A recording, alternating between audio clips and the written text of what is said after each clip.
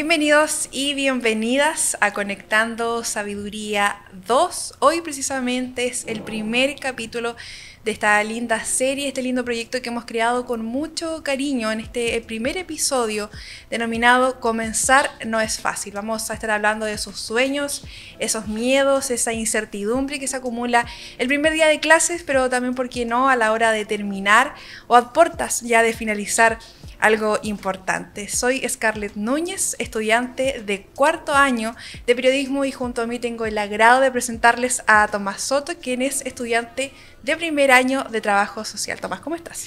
Hola Scarlett, la verdad muy bien, un honor estar acá. La verdad es que el invitado que tenemos el día de hoy... Estrella, sí. Les voy a dar una pista. ¿Quién podrá ser? Él es académico de la Facultad de Ciencias Sociales y Humanidades acá en la Universidad Autónoma.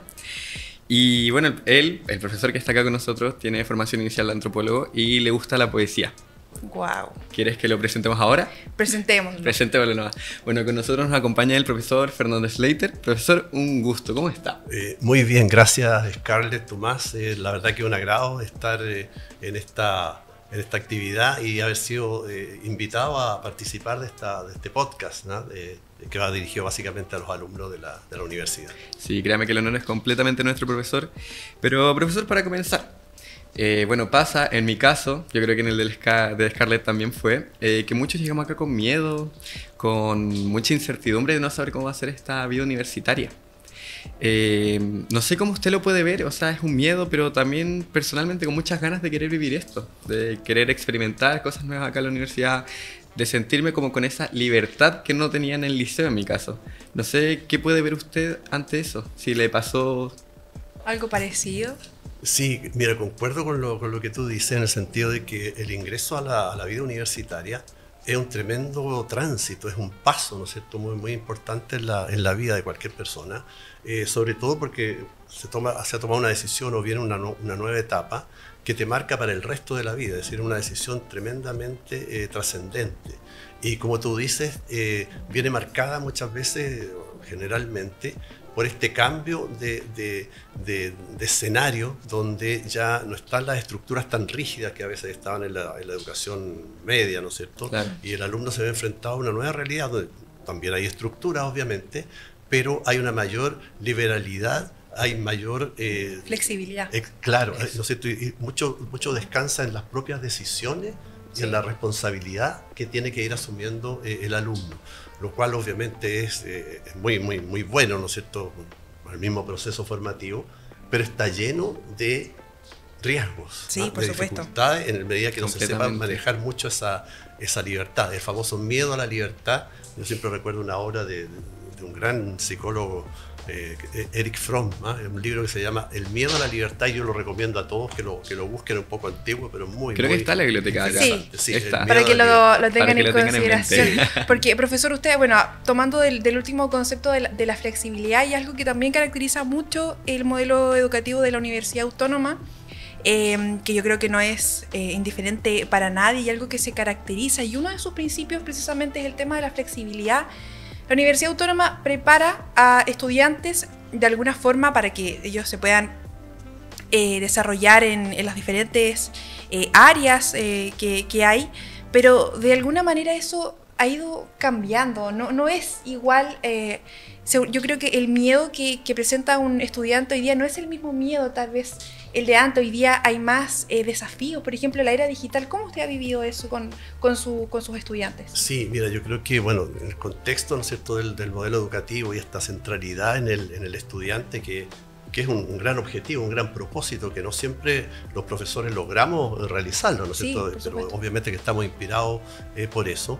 El tema de la era digital, yo creo que es absolutamente importante, es tal vez lo más importante que ha pasado desde la máquina de vapor, ¿no es cierto? Claro. Nos fuimos bien para atrás. Yo no estaba en todo caso en ese momento, pero entendiendo que es un cambio radical. Yo he tenido suerte, bueno, por el hecho de tener muchos años de docencia, de ver toda esa transformación, ¿no es cierto? Bueno, para irme más lejos, ¿no es cierto? Fíjate que yo recuerdo siempre, y lo comento a veces a los chicos, que cuando yo estudiaba en primaria, apareció el lápiz Bic, el bolígrafo. Sí, el Ya, típico, sí. el que Claro, todos hemos tenido. Claro, y era un colegio religioso, ¿no es cierto? Y los profesores no aceptaban el lápiz Bic porque... O sea, pausa. ¿Era lápiz mina lo que ustedes usaban y después Claro, lleva el lápiz Bic? o estas plumas fuente, ¿no es cierto? Que uno cargaba la tinta, que Ah, todavía no, uso. yo no, ¿Sí? no. Claro, No. el lápiz Bic era visto como algo que... un adelanto, ¿no es cierto? Era muy barato, además, una serie de ventajas, pero que hacía que la letra de los alumnos en caligrafía justamente fuera muy mala. ¿Ah? Ya. Después fue lo mismo, por ejemplo, con las ¿cómo se llama? Con las calculadoras, ¿no?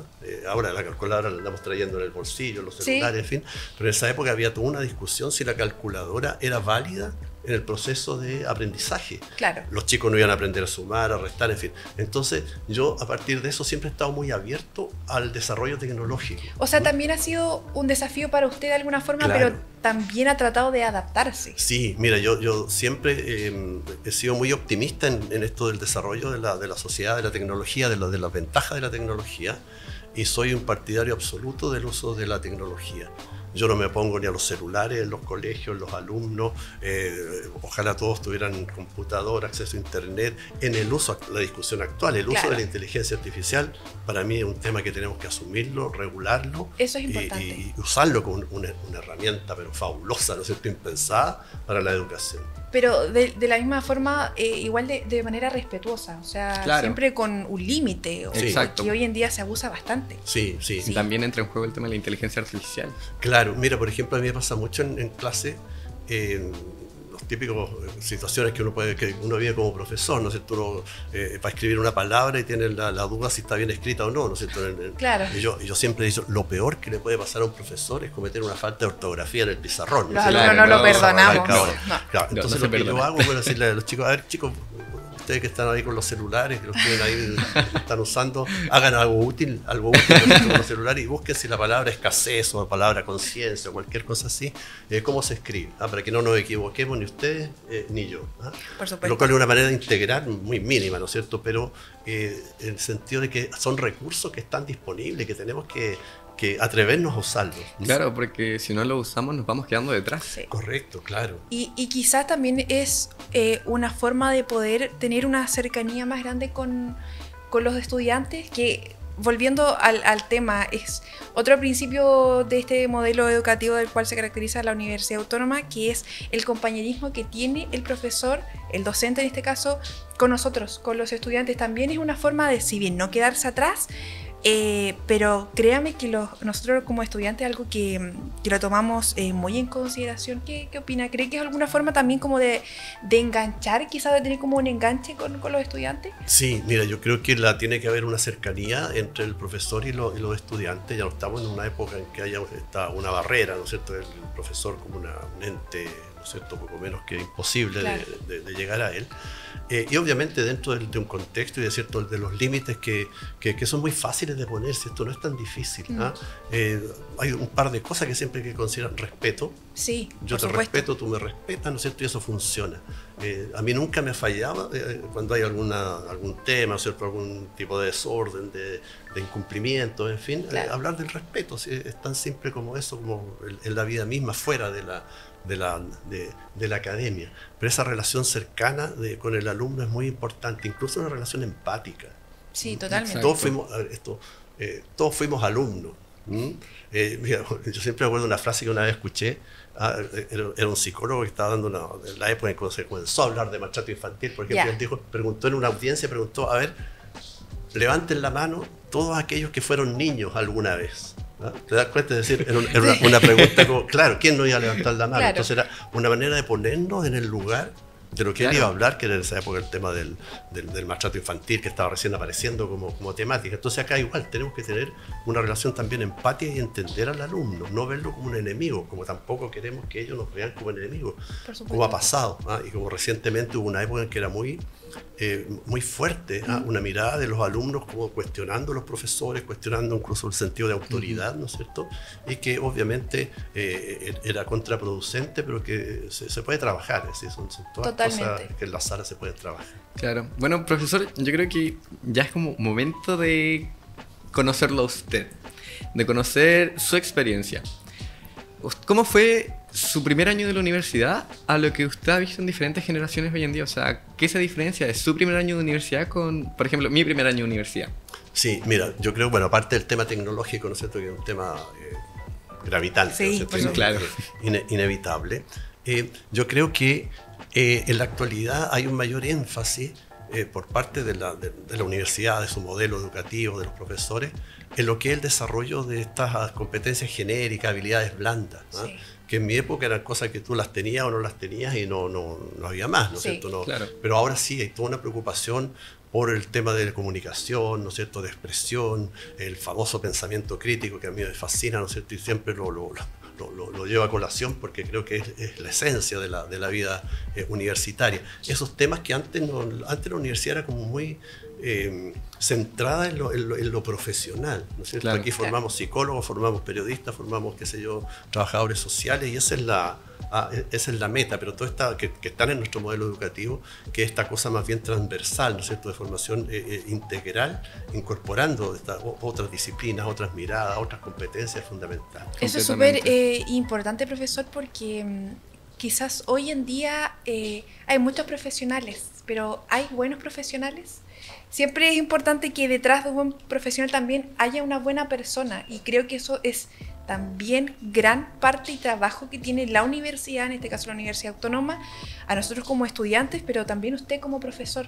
Sí. Es algo que quizá hoy por encima, hoy se toma muy por debajo, se pasa muy por debajo, y no se toma tan en serio esto de, como usted lo decía, un periodista hoy se titula un trabajador social, pero va a salir al mundo. ¿Realmente esa persona va a tener las habilidades blandas? ¿Cómo ha visto usted esa transición? Sí, mira, yo veo que hay un mayor énfasis, ¿no es cierto?, como decían, esto de potenciar las habilidades blandas. Y claro, es decir, yo creo que la clave de todo, el principio de todo está en entender que tenemos que formar personas. Personas junto con profesionales, y esa es la misión obviamente también de la universidad. Y esa formación de personas apunta primero, por ejemplo, yo siempre lo pongo primero, un sentido ético. Sí, un sentido ético muy profundo, de respeto de las normas de convivencia, de las normas sociales, democráticas, en fin, de nuestra sociedad. Ese tema ético tiene que estar presente y hay que hablarlo, hay que decirlo en cada momento, ¿no es cierto? Hay que, claro, porque no es hacer un curso, ¿no es cierto? Claro, como lo que usted nos dijo fuera de cámara, o sea, el saludo es una puerta abierta. Correcto. Sí, mira, eso del saludo yo siempre me ha llamado la atención. Hasta el día de hoy, ya, bueno, en primer año no tanto, pero fíjate, ya en los años más superiores, no saludan. Yo siempre entro a la sala y saludo. Buenos días, buenas tardes. Normalmente no hay respuesta. Lo cual, qué pena que diga eso, profesor. Sí, de verdad, no hay respuesta. Y yo vuelvo a repetir, ¿no es cierto? Buenos días, buenos días. Que se forme un hábito. A veces, claro, y ya la tercera, cuarta clase, ¿no es cierto? Eso ya está. Salvo buenos días y salvo que estén muy enojados por alguna situación, hay una respuesta que yo creo que es lo mínimo. Sí. Insisto hasta que respondan. Bueno, yo vengo a saludar a mis compañeros en mi sección, por lo menos de trabajo social, sí saludamos. Vengo a representar además de la universidad. Y eso es algo tan simple, digamos, que es parte de lo que es una formación integral. Saludar, decir buenos días, decir gracias, con permiso, ¿no es cierto?, disculpe.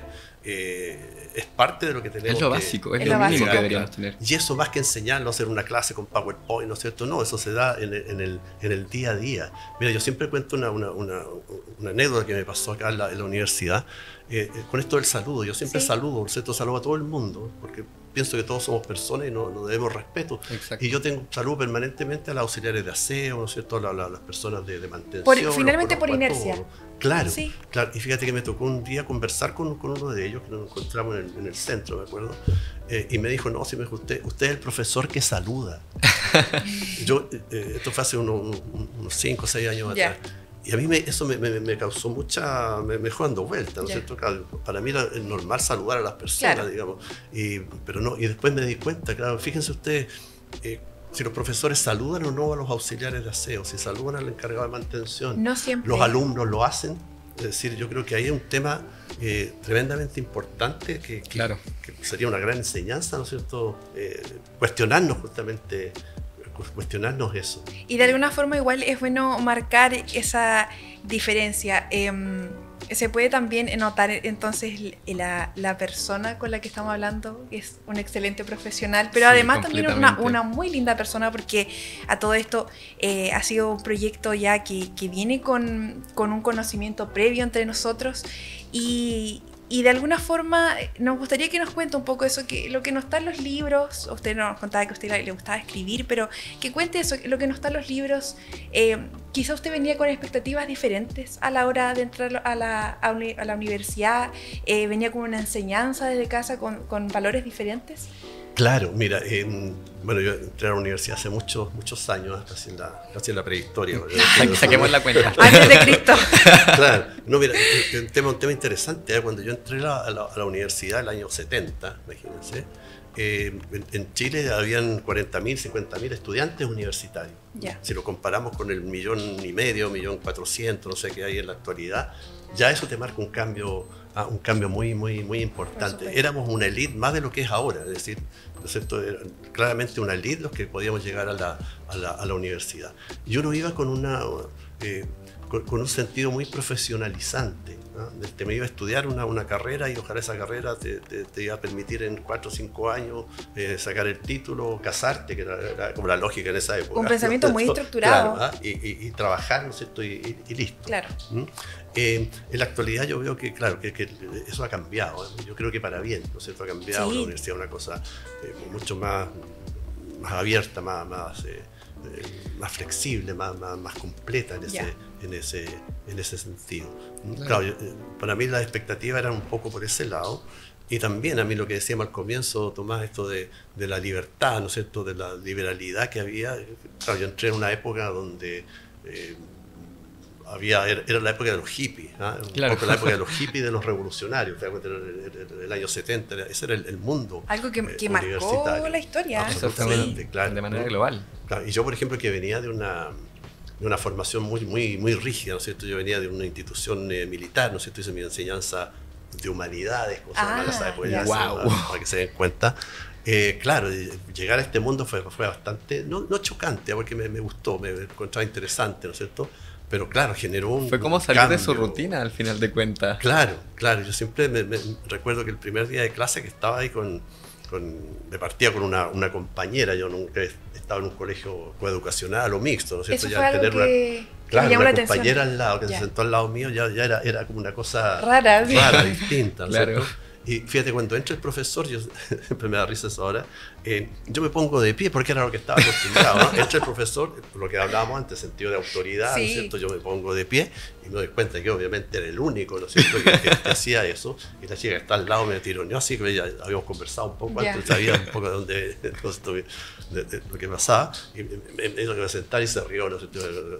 Pero fue como mi rito de inicio, digamos, ¿no es cierto?, en la vida Profesor, universitaria, ¿no? Y ahora que usted menciona su primer día de clases, cómo fue un poco cómico, Sí. la verdad. ¿Qué diferencia logra ver con el primer día de clases de un estudiante de primero y el primer día de clases de un estudiante de quinto? Sí, hay diferencias que son, son satisfactorias para los profesores, los que hemos tenido oportunidad de hacer clase en ambos extremos. Y que ¿cierto? también ha visto crecer de alguna Claro, forma y a a los veces los estudiantes. mismos alumnos. A veces es muy bonito cuando uno puede haber hecho clase varios años seguidos a los alumnos. Claro, el primer año es un poco lo que decíamos, ¿cierto? Esta cosa nueva. Y en quinto año, ya en los años finales, se da una relación muy particular de logro, de satisfacción que uno ve en los alumnos, sobre todo en el caso de las tesis. Me toca trabajar mucho con tesistas. Ah, ok. Ahí nos vamos El a haber ver. logrado algo. Ahí nos vamos a ver. Claro, que sí, Me queda poco. Sí. Un tema de satisfacción. Estoy acá, ¿no es cierto? Me queda un año, estoy ya, ¿no es cierto?, cumpliendo, alcanzando esta meta. Claro. Pero al mismo tiempo una gran incertidumbre. Ya comienza a roer, ¿no es cierto?, ese bichito de incertidumbre. Claro, este año va a ser el año, va a ser la tesis, va a sacar el grado, el título. ¿Y después qué? Viene esta preocupación que es muy normal, porque es otro paso, se dan cuenta, es otro tránsito, es otro pasaje a un muy grande mundo también, Termina distinto. siendo un vacío que hay que conocer. Claro, y que está lleno de incertidumbre. Ir a trabajar, ir a encontrar, ¿no es cierto?, un lugar donde continuar, estaré dando vueltas, en fin, que es muy normal, obviamente. y que es muy marcado en el último año, que ya se comienza a pensar en eso, y que es bueno que se comience a pensar en eso. Totalmente. A esa altura, obviamente. Y eso algo, de hecho, ese es un punto que quería tocar porque, bueno, ya lo había mencionado en un principio, pero yo ya estoy en cuarto año de periodismo, ya estoy a puertas de salir al mundo laboral, con mucho miedo. Y por eso este capítulo me hace tanto sentido, pero también me pongo en el lugar de Tomás, que está en primer año. Y si bien ya estamos terminando, por decir, el semestre, aunque quedan como 2 meses todavía, pero me imagino que para él este año de la universidad también tiene que haber sido con temor, con miedo, con incertidumbre. Y además, porque uno dice, yo quiero estudiar esta carrera, pero uno no sabe si le va a gustar hasta que estudia la carrera. Exacto. Y lo mismo, de alguna forma, pasa desde mi vereda. Y a mí me encanta mi carrera, me encanta la carrera de periodismo, pero ¿cómo voy a saber yo si realmente el mundo laboral a mí me va a gustar? Y como le dice el capítulo, comenzar no es fácil porque de alguna forma es eso, es complicado el hecho de pensar, oye, voy a comenzar algo y cómo voy a salir al mundo, cómo voy a sociabilizar con personas, es súper diferente a cómo uno trata acá en la universidad. Correcto, es otro cambio, ¿no es cierto? Vamos a estar en una estructura diferente, con normas distintas, con la necesidad de desarrollar habilidades, ¿no es cierto?, diferentes.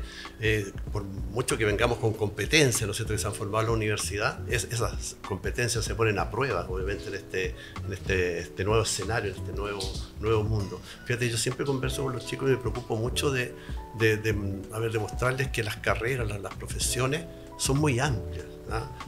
Ya no es que el periodista va a tener que escribir en un diario, ¿no es cierto? Totalmente. Claro, o que el trabajador social va a estar ahí, ¿no es cierto?, entrevistando personas, visita domiciliaria y nada más. Claro. Sino que son carreras cada vez más amplias, donde se van incluso generando un entrelazamiento con otras disciplinas y con todo un tema ¿no es cierto?, interdisciplinario muy fuerte. Entonces, abrir también esa imagen, que curiosamente cuesta, porque a veces los estereotipos de las carreras son muy marcados, muy fuertes, y eso ayuda, ¿no es cierto? Que no, si tú estás formado con una serie de competencias, a lo mejor vas a estar trabajando en algo que no era lo que tú pensabas originalmente, pero donde te vas a desarrollar y te vas a dar cuenta que tu carrera te sirve, ¿no es cierto? Sí. Que está ahí. Claro, por ejemplo, a mí en lo personal, por ejemplo, mi directora de carrera, Anita Luz, ella me ayudó, o sea, yo entré a la universidad como caballo, mirando hacia adelante, jurando que solamente entrevista a familia, ir a visitar hogares y solo eso. Pero al menos mi carrera no es para nada solamente eso, o sea, hay mucho terreno para hacer, hay muchas actividades que uno puede lograr y un campo laboral completamente amplio. Correcto. Entonces igual eso que hizo usted nos ayuda igual y va a ayudar a los chicos que estén viendo esto, a nosotros los estudiantes, a entender que nuestra carrera es mucho más amplia de lo que se ve. Sí. O sea, nosotros entramos conociendo el primer piso de la carrera. Qué pero triste. hay mucho más. Claro, sí. Hay mucho más por conocer y por aprender. Sí, y eso hay que mostrarlo desde primer año. Te das cuenta que esto ya no son estas cosas tan estancas, tan separadas, ¿no es cierto? Incluso las carreras, que obviamente tienen su especificidad, su singularidad, pero esto se abre mucho, ¿no es cierto? Y queda mucho también a la decisión personal. Decisiones personales, obviamente dentro del contexto, claro, del escenario, sí, de tus circunstancias, como diría Ortega y Gasset, ¿no es cierto? Claro, soy yo y mis circunstancias. Es decir, eso, tengo la libertad, pero dentro de cierto escenario, ¿no es cierto?, de ciertas constricciones que me pueden ir condicionando justamente lo que puedo hacer. Profesor, y ya como pasando esto al contexto más académico y volviendo también al modelo educativo, que la verdad lo hemos reiterado bastante porque es el principio de todo y es una de las cosas que diferencia también a la Universidad Autónoma, precisamente ahora en su sede de Temuco. Hablábamos de flexibilidad, pero también de la autonomía, ¿cierto? De la autonomía que tiene que de alguna forma es parte igual de la habilidad blanda que uno tiene que crear como estudiante. ¿Qué le diría usted a ese alumno que recién está comenzando? En este caso, no sé, Tomás, por ejemplo, que ya todavía le quedan años. A mí que ya estoy a puertas de salir. Mira, yo diría que el gran consejo es atreverse. Tirarse a la piscina, por así decirlo. No limitarse en forma muy, ¿cómo decirlo?, pasiva, solamente reactiva a lo que está pasando. Y eso tiene mucho que ver con lo que orienten los profesores, ¿no es cierto? El modelo educativo, como tú dices, nos da esa posibilidad, sí, pero pasa mucho por el profesor. Yo siempre me imagino esto, que siempre, ¿no es cierto?, me gusta como verlo, que esto es como esos árbitros, ¿no es cierto?, en el fútbol, tomando, ¿no es cierto?, Claro. la analogía, ¿no es cierto?, que dejan jugar. Es decir, que dejan jugar incluso más allá de la norma, más allá de la regla, que aceptan un pequeño foul, ¿no es cierto?, en virtud de la continuidad del juego, y que permite que los jugadores desarrollen su habilidad, que lo está cortando a cada rato con un pitazo el juego. Que dan el espacio al error. Correcto, es el espacio al error, equivocarse y de ahí poder continuar. No hay nada peor que tener una especie de sensor detrás, ¿no es cierto?, que te está marcando, ¿no es cierto?, y si te escapaste 1 milímetro, ¿no es cierto?, te llega una sanción, que la sanción es lo peor, ¿no es cierto?, en el proceso, es como una clasificación, se le dice. Sí, y de alguna forma también nos gustaría que los estudiantes quienes nos están viendo, y también algo que nos gustaría quedarnos, no es tan terrible equivocarse. Porque el comenzar algo, y ya lo hemos mencionado, causa miedo, causa incertidumbre, causa temor, y seguramente al finalizar algo también, pero no es tan terrible equivocarse. Yo creo que seguramente a usted le pasó algo. ¿Cuáles son esos errores que usted valora finalmente? Mira, como tú dices, los errores y los fracasos, ¿no es cierto?, son importantes. Yo tuve fracasos en mi vida universitaria, ¿no es cierto?, y que cuesta a veces reconocerlo, y uno siempre está como buscando excusas o buscando justificación o echarle la culpa a otra cosa, ¿no es cierto? Pero en la medida que uno acepta honestamente sus errores, es la clave para seguir avanzando, ¿no? Por más que dicen que uno siempre puede, el hombre es el único que tropieza 2 veces con la misma piedra, claro, aunque sean 3, pero igual está la posibilidad de que la cuarta no ocurra.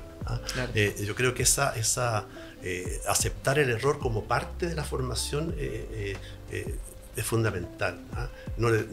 A ver, no es que estemos buscando el error, ¿no es cierto? No, por supuesto. Claro, pero no tenerle miedo, es decir, si me atrevo y fallo, bueno, pero me atreví. Yo siempre en los trabajos, en fin, intento que los alumnos se atrevan. Incluso muchas veces les digo, les muestro la rúbrica, les digo, en la rúbrica no hay nada en relación a que esté correcto. Claro. No. Siempre hay margen de error. Claro, lo que yo evalúo es la iniciativa, la creatividad, el atreverse, el ser capaz de dar una opinión. A lo mejor no tiene nada que ver con la opinión mía, ¿no? No importa, digo, mejor. Claro, pero atreverse a hacer las cosas, y si hay errores los vamos a ver, los vamos a corregir. Claro, porque al final uno se atreve, se equivoca, lo podemos volver a intentar. Por supuesto. Correcto. Esa es la mentalidad que tenemos que tener, porque si no nos encerramos en el error, nos encerramos en la equivocación y no podemos avanzar. Y baja la autoestima, digamos. Claro. Y vienen estos problemas emocionales, ¿no es cierto? No sirve, será esto lo que yo quería, sí. ¿no es cierto? La crisis vocacional. Claro, es potenciar los recursos. Todos los alumnos tienen recursos. Hay que potenciarlo, y eso pasa por el error, ¿no? Profesor, y hablando de errores, hablando de chascarros, ¿usted tiene alguna anécdota graciosa, además de la que contó en un principio, que el primer día de clase usted se levantó ahí con toda la personalidad, pero algo que recuerde con cariño, que de repente lo cuente a sus alumnos? Sí, mira, bueno, hay muchas situaciones así como especiales, pero fíjate, me estaba acordando, pensando en estas experiencias, ¿no es cierto?, que tenemos que ver. Fíjate que me pasó una vez una cosa muy extraña, con una alumna en práctica, una alumna en práctica de trabajo social, justamente.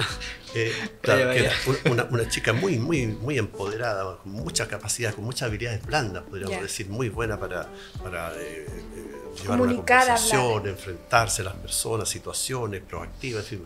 Y en esa práctica nosotros tuve que ir a hacer una encuesta, un cuestionario, aplicar un cuestionario, y le dijimos, sí, no es problema, yo voy, conozco el lugar y todo. Cuento corto, como dicen, ¿no es cierto? Resulta que ella se equivocó de lugar. En vez de ir a un centro ambulatorio de atención de niños, se fue a meter a una escuela de adultos. Como era un horario donde obviamente no funcionaba, la escuela de adultos funciona en horario vespertino, noche, ¿no es cierto? Y ella comenzó a aplicar ese cuestionario. La gente de la escuela pensó que era alguna funcionaria de educación, algo, en fin, y obviamente comenzaron a responder. Y obviamente las respuestas fueron absolutamente surrealistas, ¿no? Claro. Edad de los... No era el enfoque de los asistentes, claro, entre 18 y 45 años. Se suponía que era un centro ambulatorio de niños. Entonces eso fue muy interesante. Qué creativos los niños, la verdad.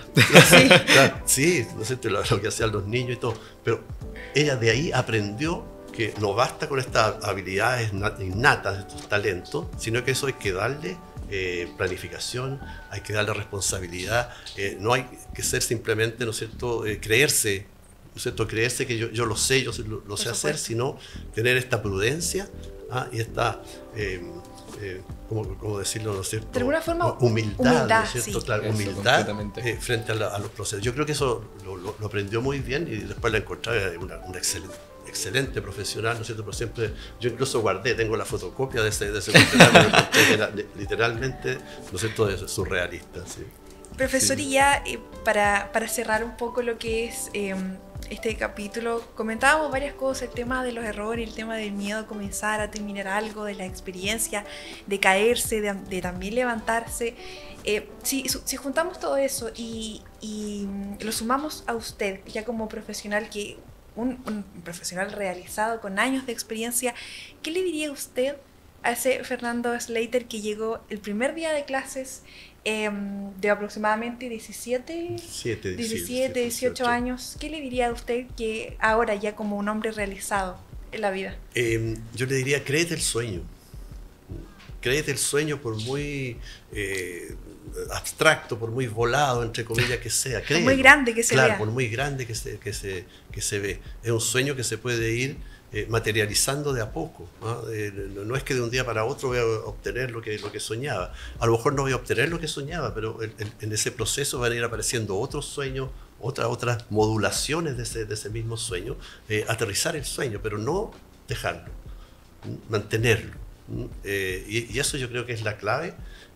Cuando uno me veo hace 50, 40 años atrás, ¿no es cierto? Claro, yo creo que ese es el consejo que me daría a mí mismo, ¿no? No siempre lo hice, ¿te das cuenta? Entonces, claro, ahora yo, si pudiera dar un consejo, entre comillas, sería eso, no abandonarlo, aunque a veces las cosas, el sueño se va cumpliendo de a poquito, ¿no? De los micro logros que se dice, claro, ¿no es cierto? Y no de un día para otro en forma absoluta.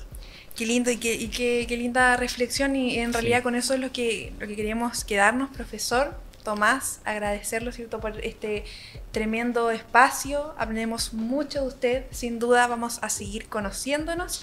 Nosotros le agradecemos también por habernos acompañado en este primer capítulo de Conectando Sabiduría 2, expansión del legado académico en la era digital. No se olviden de responder la encuesta y del código QR. Nos vemos entonces en el próximo. Nos vemos en el siguiente capítulo. Muchas gracias. Muchas gracias.